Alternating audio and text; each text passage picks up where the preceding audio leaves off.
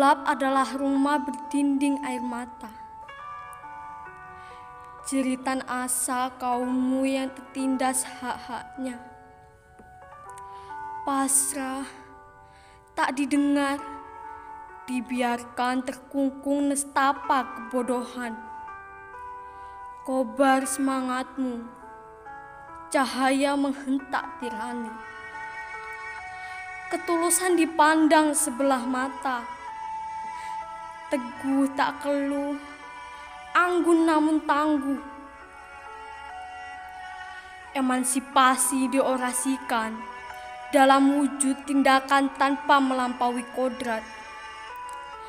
Wanita punya ekstensi yang kelak mengangkat bangsa. Dila dikapur tulis, perlahan melepaskan belenggu. Lahirlah tunas-tunas generasi hingga hari ini. Wangimu terpatri dalam dada peradaban.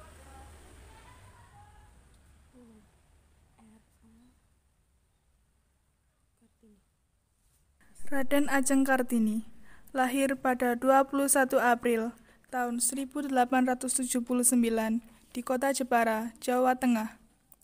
Ia adalah putri salah seorang bangsawan yang masih sangat taat pada adat istiadat. Ayahnya bernama Raden Mas Adipati Aryo Sosroningrat dan ibunya bernama Raden Ajeng Ngasirah. Pada masa kecilnya, ia bersama dengan saudara kandung dan saudara tirinya. Kartini anak kelima, putri pertama dari 11 bersaudara. Karena adat dan budaya yang sangat kuat, maka Kartini hanya diperbolehkan bersekolah di ILS, Europe Legend School, hingga usia 12 tahun. Disitulah Kartini belajar bahasa Belanda.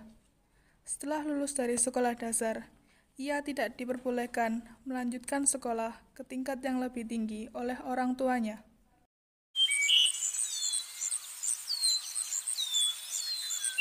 Nyuwun sewu Ndoro Ayu, Simbok diutus Bapak untuk memanggil Ndoro Ayu ke ruang tamu. Nggih, Mbok, terima kasih.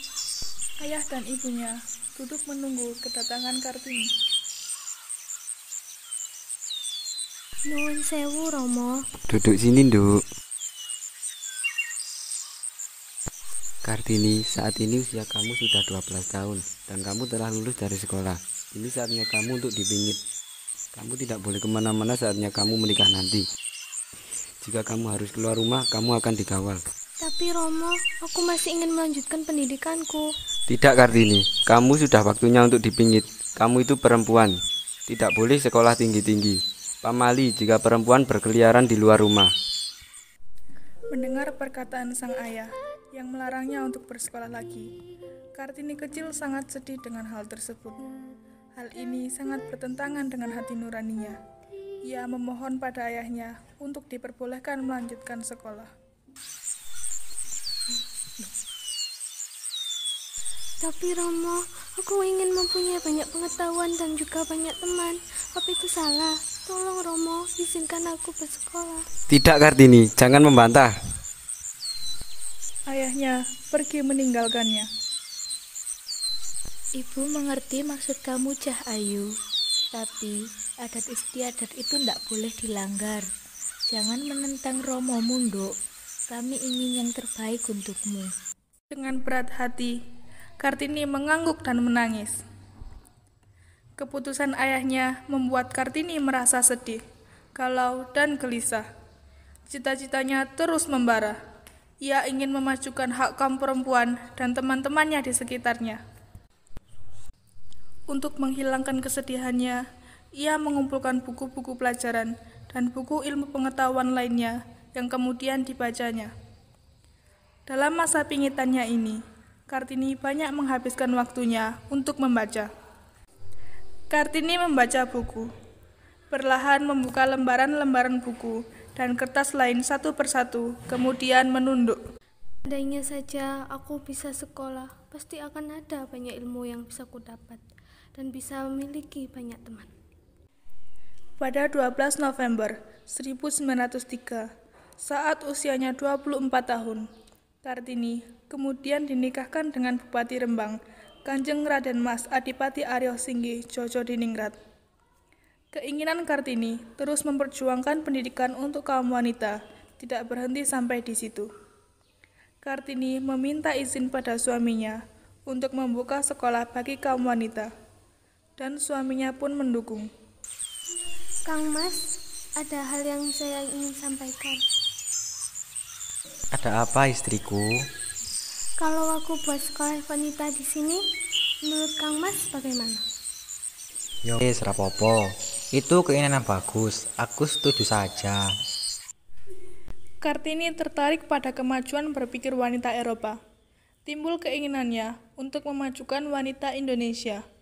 Wanita tidak hanya di dapur, tetapi juga harus mempunyai ilmu. Ia memulai dengan mengumpulkan teman-teman wanitanya untuk diajarkan tulis-menulis dan ilmu pengetahuan lainnya. Bagaimana, sudah mengerti? Terima kasih ya Mbak Yu. Sama-sama, aku pulang dulu, sudah sore. Iya Mbak Yu, hati-hati di jalan. Mbak Yu, ada yang ketinggalan. Ya, terima kasih ya. Sama-sama, hati-hati Mbak Yu. Pada tanggal 13 September 1904, anak pertama Kartini dilahirkan dan diberi nama Raden Mas Susalit.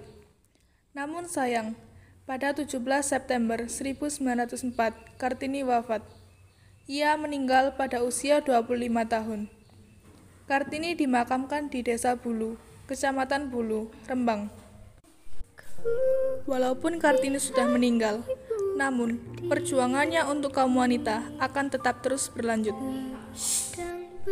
Kartinilah yang membuat terjadinya perubahan pada kaum wanita saat ini.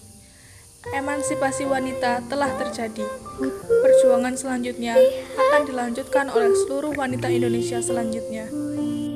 Semangat perjuangan Kartini menginspirasi pahlawan nasional kita, W.R. Supratman, yang mengabadikan Semangat perjuangan Kartini menginspirasi pahlawan nasional kita, W.R. Supratman, yang mengabadikan perjuangan Kartini dalam sebuah lagu berjudul Ibu Kita Kartini.